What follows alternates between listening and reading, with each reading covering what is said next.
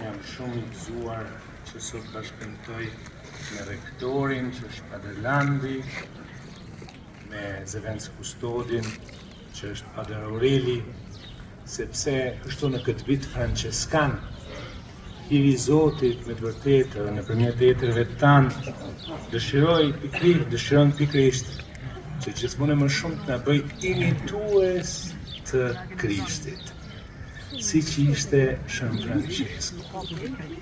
Kur Shën Francesku kalonte në fshatrat rreth Asizit, njerëzit thonin Jezusi po kalon midis nesh. E kështu pastaj bijtë e tij. Sepse kjo është kisha e themeluar pikërisht nga apostujt.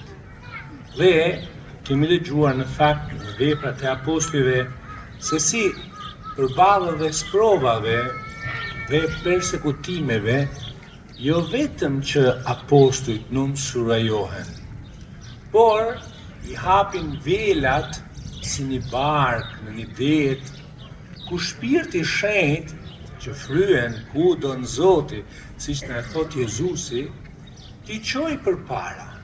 Dhe nga një përvojë shërimi, siç keni dëgjuar në veprat e apostujve dje, ku pali duke parë fenë e këtij paralizuari, atëherë i tha ço në këmbë.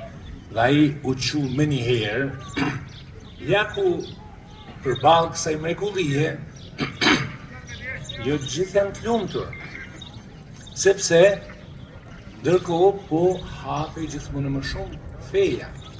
E atëherë, feja has nëpërmjet sprovave. Po jo vetëm nëpërmjet sprovave jashtë. Para gjithash has në sprovat tona, në mosmarrëveshjet në zemër, në mendjen tonë, në betejën që kena me brishtësitë tona,